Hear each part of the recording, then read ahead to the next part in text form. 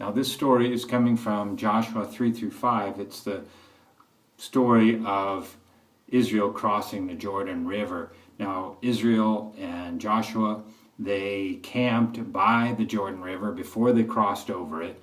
And after 3 days, the officers, they went through the camp saying, "When you see the Levitical priests carrying the ark of the covenant of the Lord your God, then you should follow it, but follow at a distance of about 1,000 yards, because you're not to go near it."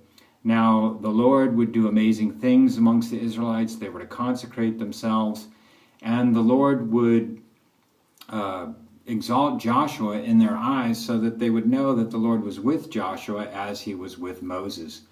Now Joshua, he told the priests to take up the ark and to go to the water's edge and to stand in the water. And then the Lord would show Israel that he was with them and that he would drive out the Amorites and the Canaanites and the Girgashites, Hivites, Hittites, Perizzites, and Jebusites from the land, because as soon as the priests, or as soon as their feet touched the water of the Jordan, then the water would pile up and be cut off.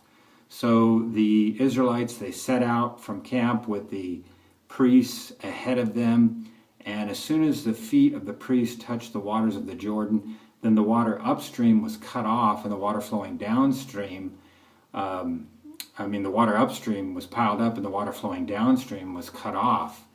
Now, the priests, they went out into the Jordan, and they stood in the middle of the Jordan on dry ground, while the whole nation of Israel passed over. They hurried across from Jericho. They crossed over on dry ground. They crossed the Jordan.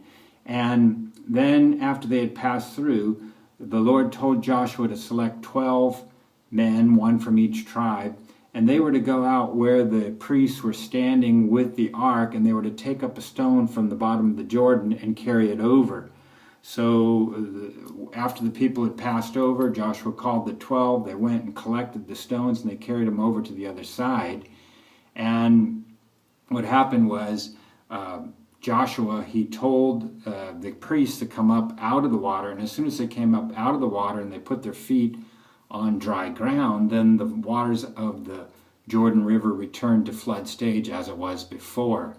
Now, that day, the Lord, he exalted Joshua in the eyes of Israel, so they reverenced Joshua just like they had reverenced Moses.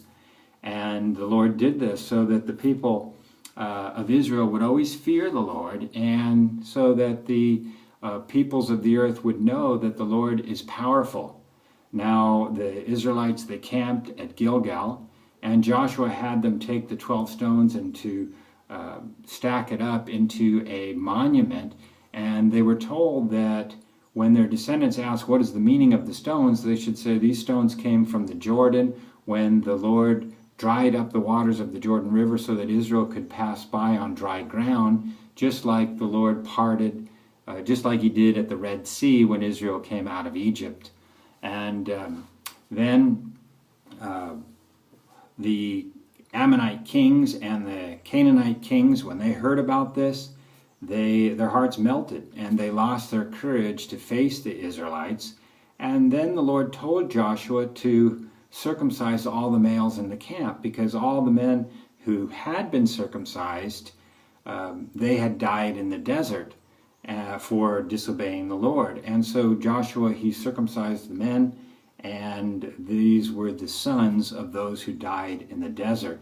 And they remained in the camp till they were healed. But then came the time for Israel to celebrate the Passover. So all Israel celebrated the Passover. And when they had, or after the day after they had eaten the Passover meal, there was no more manna, and they ate the fruit from the land of Canaan. And after that, the Lord provided no more manna for the Israelites. But that year, the Israelites, they ate the fruit or the produce from the land of Canaan. And this is the story of Israel crossing the Jordan.